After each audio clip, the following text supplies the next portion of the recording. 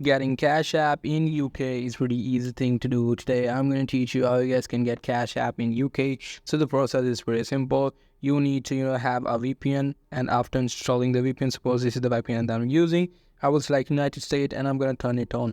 After that, I can easily go to the Google and I will be able to download the Cash App application. So I just search for Cash App APK, and I will go to this link, which is APK Pure, and I can simply download the Cash App by tapping on that button. It will take me to the new button. Now here I have to tap on that button again.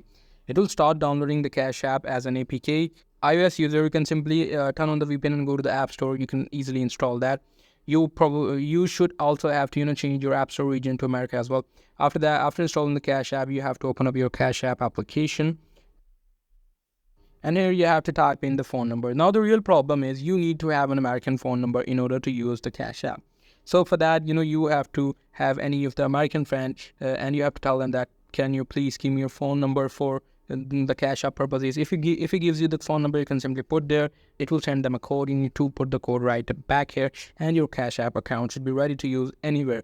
You can use it in UK very easily. You just need to turn on the VPN before using it. So that's pretty much it. That's how you guys can do it. Hope you guys find this video helpful.